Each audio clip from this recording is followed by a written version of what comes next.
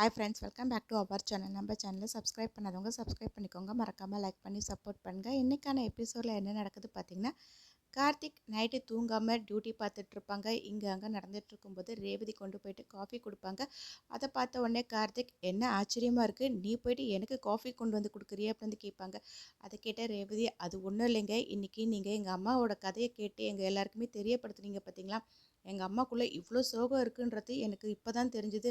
அதுவும் இல்லாமல் எங்கள் அம்மாவோட உயிரை நீங்கள் காப்பாற்றிருக்கீங்க அப்படின்வாங்க. அதை கேட்ட உடனே கார்த்திக் வந்துட்டு, அப்போ உங்கள் அம்மாவோட உயிரை காப்பாற்றினதுக்கு இந்த ஒரு கப் காஃபி தானே அப்படின்னு கேட்பாங்க. உடனே ரேவதி, அப்படிலாம் ஒன்றும் இல்லை, அம்மா ரொம்ப மோசமானவங்க, ரொம்ப கோவப்படுவாங்க, ஆம்பளைங்களை ரொம்ப மோசமாகவே நடத்துவாங்கன்னு நினச்சிட்டு இருந்தேன்.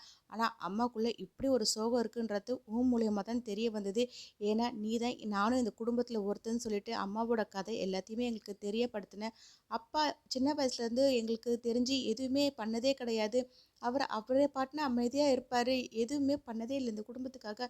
அம்மா கிட்ட தான் நாங்கள் எதுவாக இருந்தாலும் போய் சொல்லுவோம், உடனே அம்மா எங்களோட எல்லா பிரச்சனையுமே சரி பண்ணி வைப்பாங்க. ஆனால் அப்பா அந்த அளவுக்கு இன்ட்ரெஸ்ட் காட்டினதே இல்லை, ஏன் தெரியவும் இல்லை. இதனால தான் அவர் இப்படி இருந்தாரா, இல்லை அவரோட குணமே அதுதான்றது எங்களுக்கு புரியவும் இல்லை. ஆனால் அம்மா தான் எங்களுக்கு எல்லாமாவுமே இருந்திருந்தாங்க. ஆனால் அம்மா கிட்ட இவ்வளோ சோகம் இருக்குன்றத எல்லாமே உன்னால் தானே தெரிய வந்தது. உனக்கு உங்கள் அம்மாவை பிடிக்குமா அப்படின்னு கேட்பாங்க. அதை கேட்ட கார்த்திக் வந்துட்டு, யாருக்கு தாங்க அம்மாவை பிடிக்காது, அம்மாவை எல்லாருக்குமே பிடிக்குங்க. அதுவும் அம்மாவை யாரோடையும் கம்பேர் கூட பண்ணுற அளவுக்கு கிடையாது எங்கள் அம்மா. அந்த அளவுக்கு அவ்வளோ நல்லவங்க. ஒருத்தவங்க பிடிச்சிடுச்சுன்னா அவங்களுக்காக உயிரை கூட கொடுப்பாங்க. அவ்வளோ இறக்க குணம் அவங்களுக்குள்ளே இருக்குதுங்க. எங்கள் அம்மா என்ன சொன்னாலும் நான் கேட்பேன் கண் மூடிக்கிட்டு.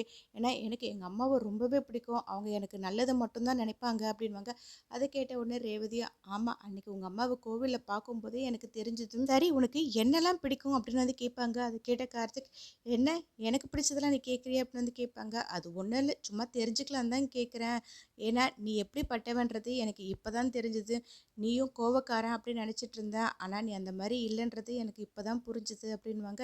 உடனே கார்த்திக்கும் ரேவதியை பார்த்துட்டு, எனக்கு பிடிச்சதெல்லாம் சொன்னால் நீ தூங்கிடுவ அப்படின்னு சொல்லுவாங்க. அதெல்லாம் ஒன்றும் இல்லை சொல்லுன்னு சொல்லிட்டு அங்கே இருக்க ஊஞ்சலில் உட்காந்து கேட்பாங்க. கார்த்திக்கும், எனக்கு ராயல் என்ஃபீல்டு பிடிக்கும் அப்படின்ட்டு அவருக்கு பிடிச்சது எல்லாத்தையுமே சொல்லும்போது அதுலேயே படுத்து தூங்கிடுவாங்க.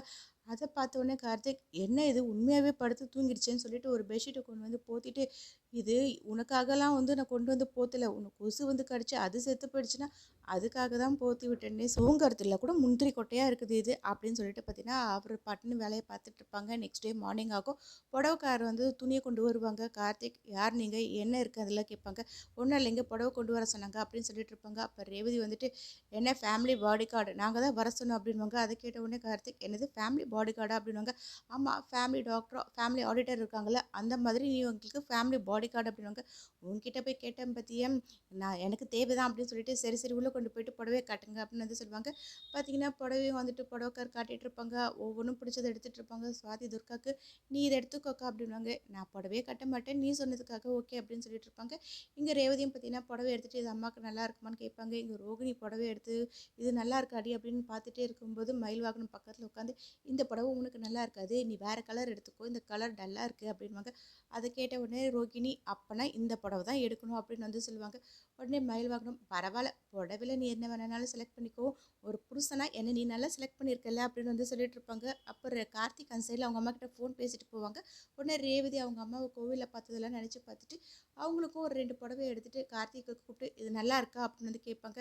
அதை பார்த்து எல்லாருமே ஷாக்காகி பார்ப்பாங்க. ரேவதி கார்த்திக் கிட்ட பேசுகிறாங்கன்ற மாதிரி. கார்த்திக்கும் யாருக்கு அப்படின்னு கேட்கும்போது அம்மாவுக்கு அப்படின்னு சொல்லுவாங்க. நல்லா இருக்கு அப்படின்னு கார்த்திக் சொல்லிட்டு அங்கேருந்து போயிடுவாங்க. அப்போ மயில் வாகனம் மனசுக்குள்ளேயே நினச்சிப்பாங்க, என்ன எலியும் பூனையுமா இருந்ததுன்னு இப்போது 2 பேரும் சமாதானமாக பேசுகிறாங்க. ஓ, இந்த குடும்பத்துக்கு நான் ஒரு அடிமை கிடைச்ச மாதிரி இவனும் ஒரு அடிமையாக வரப்போகிறானா. ஆனால் அவன் அப்படிப்பட்டவெல்லாம் கிடையாது, அவன் சரியான கோபக்காரன்னு சிலம்பமாச்சு. ஆனால் இவனும் வந்தால் நல்லா தான் இருக்குன்ற மாதிரி அவரும் பார்த்துட்டு இருப்பாங்க. புடவைலாம் எடுத்து முடிச்சதும் காசு கொண்டு வந்து ரேவதி கொடுப்பாங்க. மயில் வாகனம் வாங்கி அவர்கிட்ட காசு கொடுத்ததும் அவர் அங்கேருந்து கிளம்பி போயிடுவாங்க. அடுத்தது ரேவதி பார்த்தீங்கன்னா புடவையெல்லாம் எடுத்துகிட்டு கார்த்திக் கிட்ட போகலாமா அப்படின்னு கூப்பிடுவாங்க. எங்கே போகணும் அப்படின்னு கார்த்திக் கேட்கும்போது, என்ன உங்கள் அம்மாவை பார்க்கறதுக்காக தான் அப்படின்வாங்க. எங்கள் அம்மாவுக்கு நீ எதுக்காக புடவை எடுத்தேன் அப்படின்னு கார்த்திக் கேட்பாங்க. அதுக்கு ரேவதி, அதெல்லாம் ஒன்றும் இல்லை, அன்றைக்கி உங்கள் அம்மாவை கோவிலில் பார்க்கும்போது எப்படி புடவை கட்டிகிட்டு இருந்தாங்க, அதனால தான் அவங்களுக்கு நல்ல புடவை எடுத்திருக்கேன், இந்த மாதிரி புடவைலாம் கட்டினா அவங்க இன்னும் இன்னும் சூப்பராக இருப்பாங்க. அந்த புடவை அவங்களுக்கு நல்லாவே இல்லை அப்படின்வாங்க. அதை கேட்ட உடனே கார்த்திக் வந்து, இங்கே பாரு எங்கள் அம்மாவுக்கு இந்த மாதிரி புடவைலாம் பிடிக்காது. அவங்க யார் எடுத்து கொடுத்தாலும் கட்ட மாட்டாங்க. அதெல்லாம் ஒன்றும் தேவையில்லை. உங்கள் அம்மாவுக்கு இதெல்லாம் தெரியுமா அப்படின்வாங்க. உடனே ரேவதி வந்துட்டு, நீ தானே இந்த வீட்டோட பாடி கார்டு, நீ வா அம்மா கிட்ட நான் பேசுகிறேன்னு சொல்லுவாங்க. இது விடாது போல இருக்குதே அப்படின்னு நினச்சிக்கிட்டு, சரி எங்கள் அம்மாவுக்கு கால் பண்ணி சொல்கிறேன் அப்படின்வாங்க. என்ன நீ பண்ணுற, சர்ப்ரைஸாக கொண்டு போய் கொடுக்கலான்னு பார்த்தா நீ இப்படி சொல்கிற, அதெல்லாம் ஒன்றும் தேவையில்லை, வா போகலாம் அப்படின்னு சொல்லிட்டு 2 பேரும் கார் எடுத்து கிளம்பிட்டு இருப்பாங்க.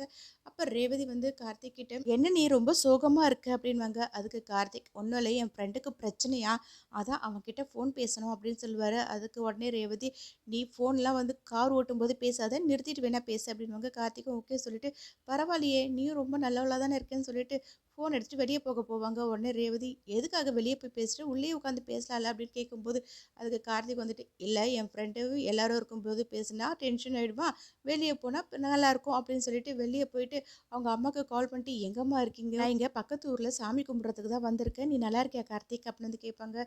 நான் எங்கே நல்லா இருக்கிறது, நீங்கள் பண்ண வேலை அந்த மாதிரி அப்படின்னு சொல்லுவாங்க. நான் என்னப்பா பண்ணேன்னு அபிராமி கேட்கும்போது, ஆமாம் உங்கள் மாமன் பொண்ணுங்களை பார்க்கலான்னு யார் கேட்டது, இப்போ நீங்கள் வந்து பார்த்துட்டு போனீங்க, உங்களை பார்க்கணும்னு சொல்லிட்டு அவ கூட வந்துட்டுருக்கா அப்படின்வாங்க. நீ தானேப்பா அந்த பொண்ணுக்கு பணக்காரங்களே பிடிக்காது, ஏழைங்க தான் பிடிக்கணும், அதனால தான் நான் அன்றைக்கி அந்த கெட்டப்பில் வந்தேன் அப்படின்னு. அதுதாம்மா இப்போ பிரச்சனையே ஆயிடுச்சு, உங்களுக்கு புடவை இல்லைன்னு சொல்லிட்டு ஒரு 4-5 புடவை எடுத்துகிட்டு உங்களை பார்க்கணுன்னு என்னை கூட்டிகிட்டு போக சொன்னால் நானும் அங்கே வந்துட்டுருக்கேன் அப்படின்னு வந்து சொல்லுவாங்க. அதை கேட்ட உடனே அபிராமி, அப்படியா எனக்கு ரொம்ப சந்தோஷமாக இருக்குது, வாப்பா கார்த்திக் இங்கே தான் இருக்கேன் அப்படின்வாங்க. அம்மா உங்களை ஏழையாக பார்க்கணும்னு சொன்னாம்மா அப்படின்வாங்க.